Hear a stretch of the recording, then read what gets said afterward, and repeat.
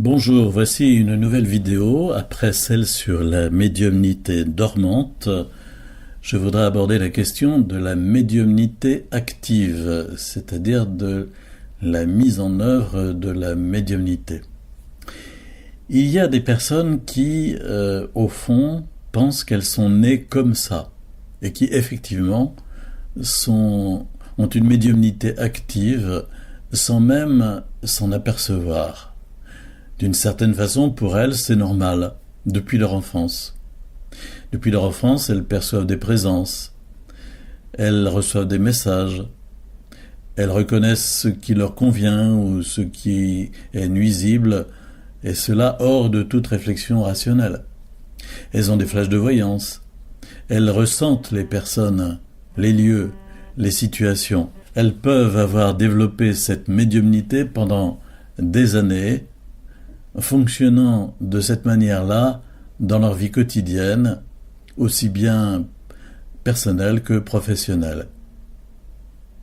Et puis, un jour, elles s'interrogent sur les réalités problématiques qui traversent leur vie, réception d'informations tragiques imposées, présence contraignante d'entités, phénomènes paranormaux perturbants, auditifs, visuels, olfactifs, tactiles. Elles comprennent qu'il y a sans doute un rapport entre les deux et elles vont chercher à changer le cours des choses. Je vous donne quelques exemples. Depuis qu'elle est enfant, cette dame a une sensibilité médiumnique. Elle a une intuition, dit-elle. Il y a des choses en moi que je ressens, dit-elle.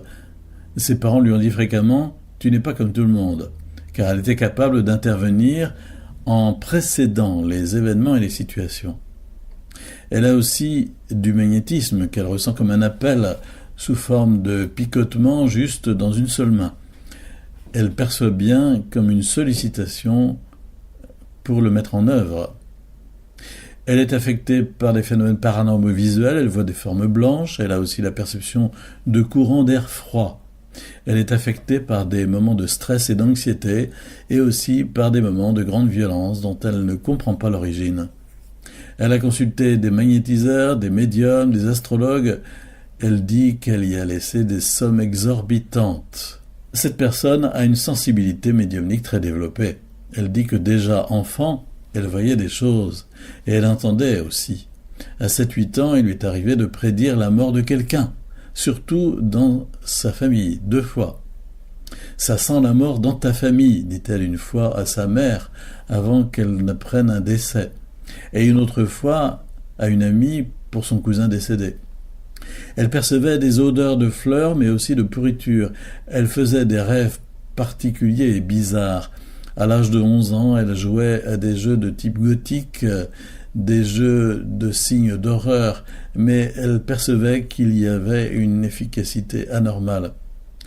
Elle sait déjà quand on vient lui dire quelque chose, si bien qu'elle s'est donnée comme ligne de conduite « fais comme si tu ne savais pas ».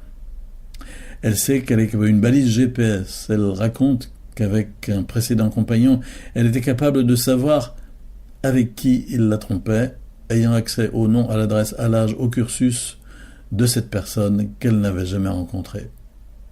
Elle a longtemps été perturbée dans son sommeil par une sorte de film intérieur où elle pouvait assister à certains événements. Ainsi, il y a des personnes qui non seulement sont nées comme ça, mais encore qui utilisent la médiumnité. Ce sont plus des personnes qui ont acquis leur don à la suite de pratiques occultes de toutes sortes. Elles ont déjà une trajectoire assez longue dans leur fréquentation du monde occulte.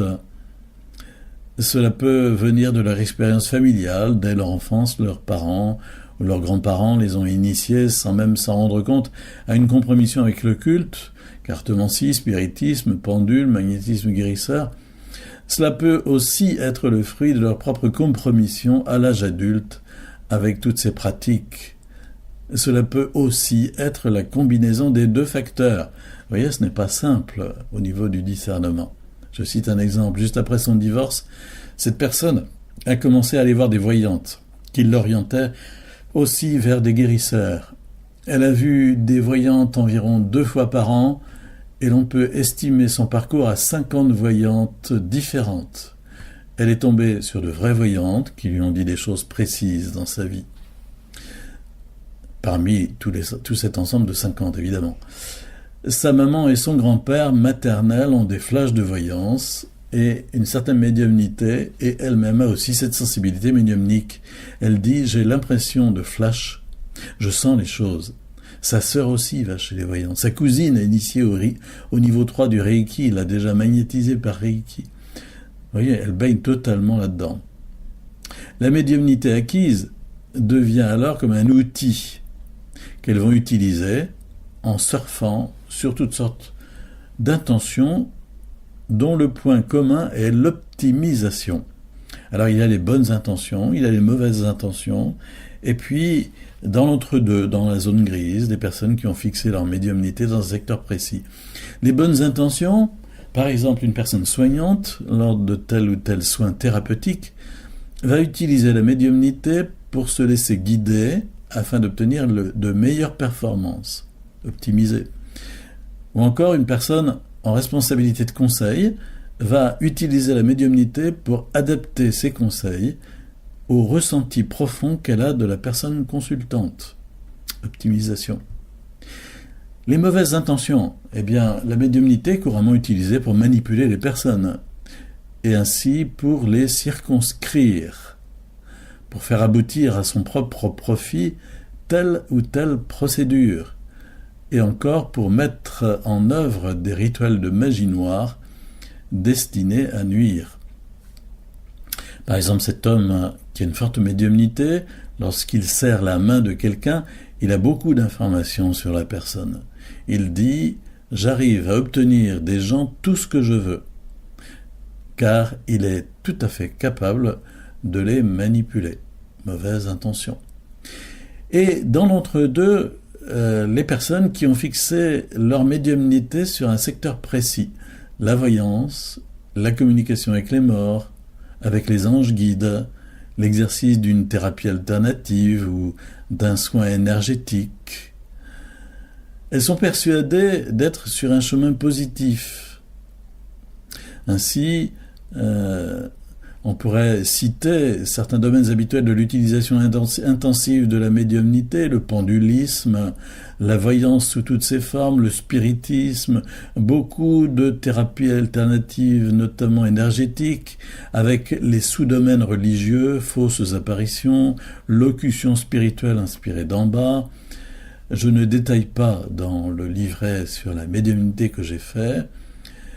Certaines de ces pratiques seront réfléchies et discernées dans d'autres livrets à venir. Ces personnes sont persuadées donc d'être sur un chemin positif après une période de vie professionnelle active, insérée dans la société, qui a duré peut-être 15 ans, 20 ans. Elles bifurquent vers le professionnalisme occulte. C'est moi qui emploie cette expression, le professionnalisme occulte à travers l'exercice de telle ou telle spécialité, où la médiumnité est l'outil sous-jacent d'efficacité et aussi de réussite financière.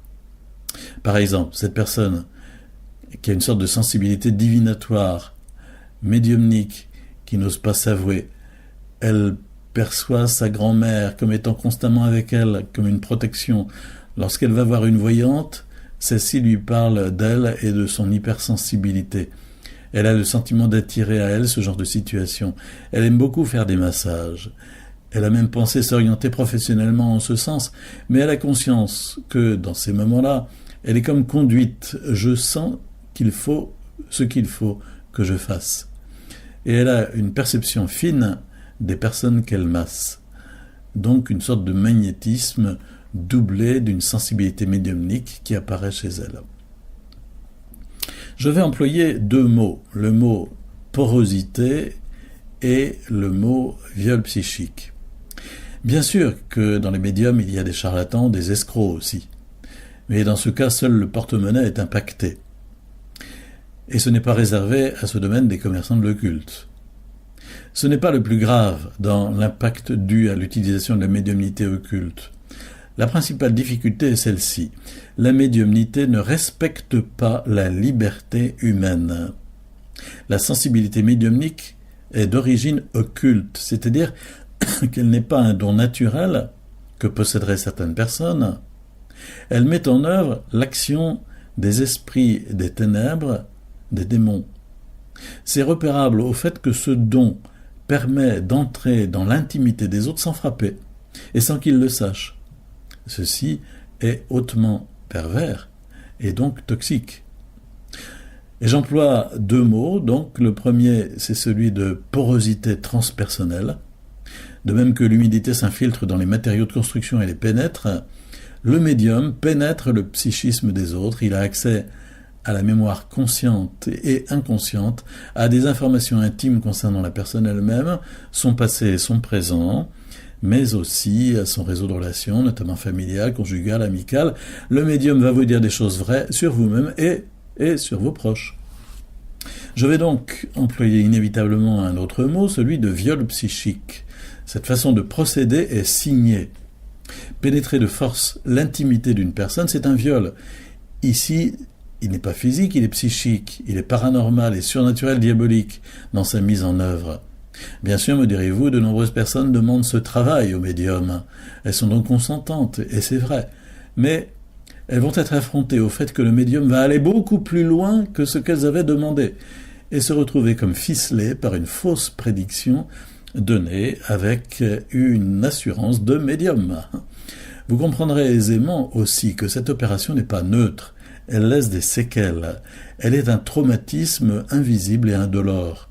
Cela tient au double jeu de l'engagement de la liberté de la personne qui a baissé le pont-levis de son château par sa demande et de l'action du médium qui sert de vecteur pour la transmission des informations par les esprits ténébreux. L'utilisation de la médiumnité est donc grave. Nous sommes interdépendants les uns des autres, nul n'est une île. Nos pensées, nos paroles, nos actions retentissent sur ceux qui nous entourent, et au final sur le climat de notre famille, de notre communauté humaine, de la société tout entière. Nous sommes également autonomes. Notre liberté personnelle est inviolable, et nous avons toute liberté pour nous opposer à la contrainte. C'est la raison pour laquelle Dieu nous a créés étanches, les uns par rapport aux autres. Nous ne sommes pas des vases communicants. Lorsque je suis à côté d'une personne qui m'est étrangère, je ne connais d'elle que son extérieur, et ce qu'elle en laisse paraître, ce qu'elle me dit d'elle-même aussi. Mais je ne peux pas aller plus loin, heureusement. On comprend ainsi que la vraie médiumnité est une action occulte qui ne respecte pas ses limites, qui piétine le droit de la personne à être libre. C'est violent, même si ce n'est pas ressenti comme tel. Le traumatisme qui en résulte est d'ordre spirituel avant tout. En permettant au médium d'entrer chez moi, j'ai ouvert la porte, les esprits ont travaillé en vampirisant les informations pour les transmettre. La porte va demeurer ouverte, car l'esprit diabolique de médiumnité est du genre à mettre son pied dans la porte. Tant qu'on ne lui ordonne pas de l'enlever, il garde un droit de passage, j'allais dire de cuissage. Le médium est un hacker de l'esprit, mais derrière, ce sont les ténèbres qui opèrent.